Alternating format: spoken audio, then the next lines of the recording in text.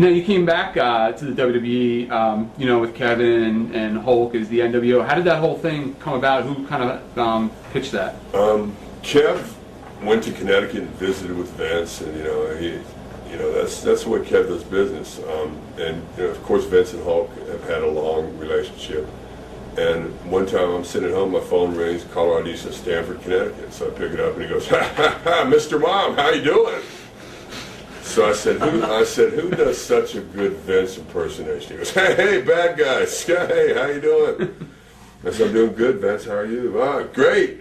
Well, I'll come to the point. I've been talking to Big Kev, and he's talking about coming back to work." I said, "That's great, Vince." I said, "Kev will do great for you, man. He's a big star. You'll make a lot of money with Kev." "Well, I'm talking to the Hulkster too." I said, "Well, I mean, Hulk's track record's proven. He's a gold mine, man." I said, "Yeah, it sounds good for them. That sounds great." Anyway, well, what about you, big guy?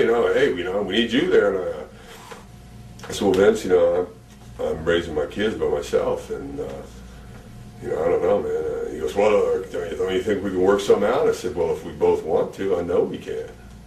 So, we worked out a structured deal that I was only supposed to work 10 days a month. Of course, the first month I worked 22 days, which was a problem. How was Scott's mind frame during all this when he went back? We were supposed to work 10 days.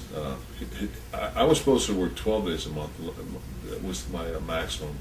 And we had gotten it where he was going to do 10. And I think he worked 23 the first month.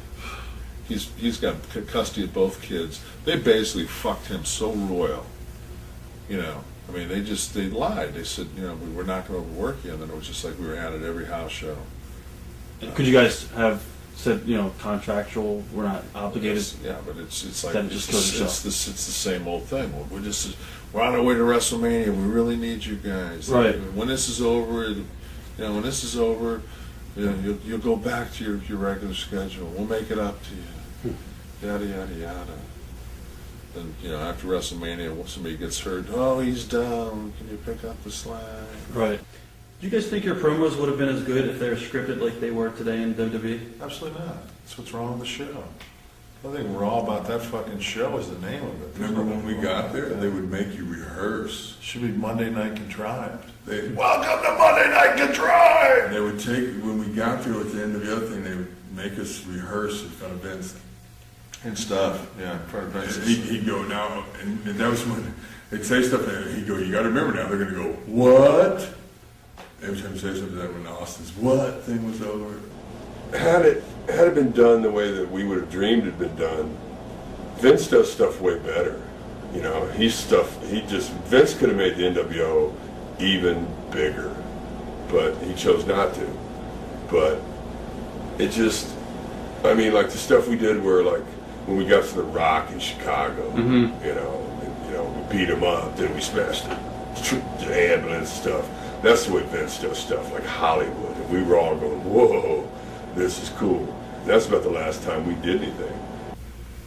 How did the WWE boys react to you guys coming back in? Oh, I heard that nobody wanted us back. Really? Yeah. Huh. Yeah. Did you? But why would you? It's not like we're coming in mid-card. Right, exactly. I I guess after the three of you guys appeared on TV together for the first time again, did you guys know that Hogan was not going to work as a heel? No. That didn't transpire till the night before WrestleMania. Right. What was your reaction to that? Fuck, they painted us in a corner. Right. You're taking one of our guys. The original plan was we were going to beat Austin, and then Hogan would lose to Rock, but we would come down and beat Rock, beat him up afterwards, get some heat on him. Right. And that'd be the last thing you see at WrestleMania, would be the nWo standing over Rock. That was the game plan that I was told. And then day of WrestleMania, Scott's losing, Hogan's turning babyface, and him and Rock are making a comeback on me and Scott when we come down. What was your reaction to that whole scenario? I knew right then what the writing was on the wall. Yeah, I just felt, you sucked us in. So. We were told weeks in advance Hulk was going to put Rock over, I was going to beat Austin.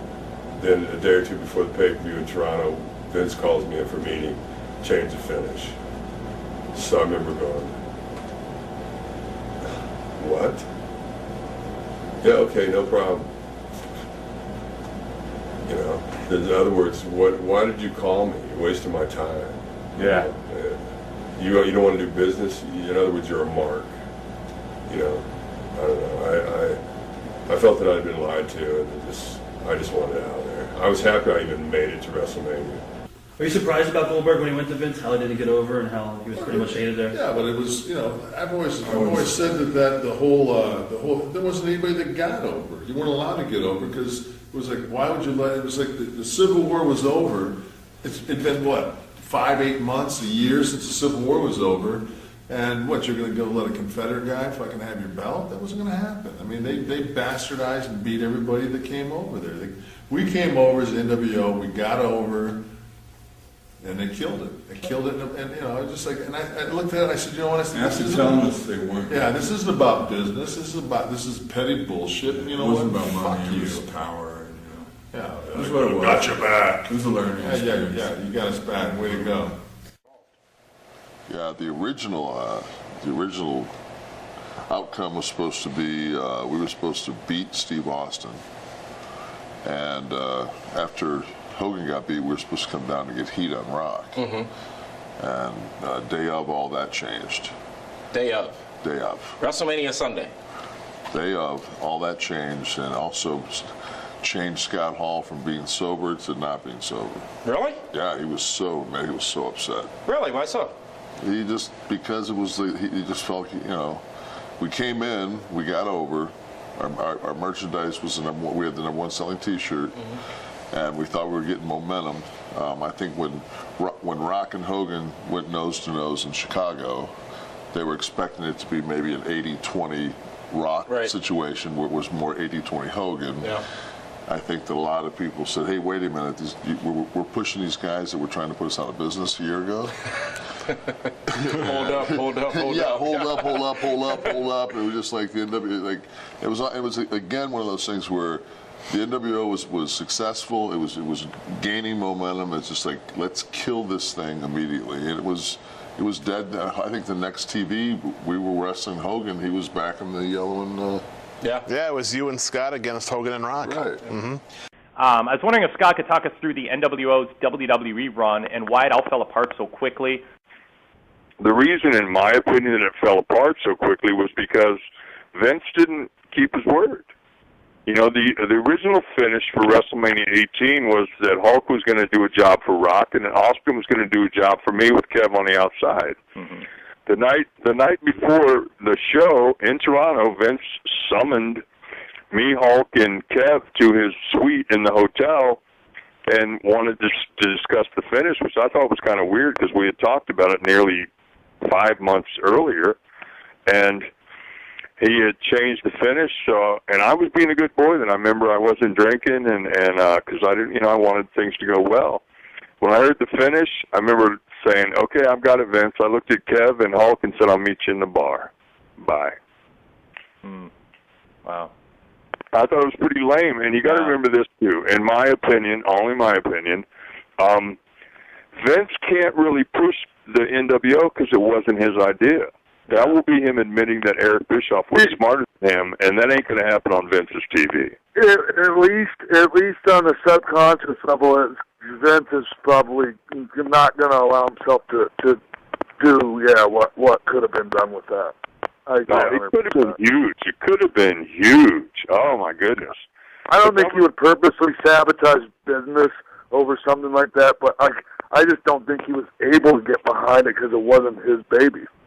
Right. Well, and like we discussed earlier, I think, before you got here, was we were putting Vince and his machine up there over for how thoughtful and how painstaking they are about every television broadcast and everything that happens and attention to detail. So, you know me, Pac. I mean, we have been in many car rides and hotel rooms and clubs where we sat around and talked wrestling philosophy. I have a different take on that. I don't think anything happens there by accident, and I just think that... You're right. I agree with you.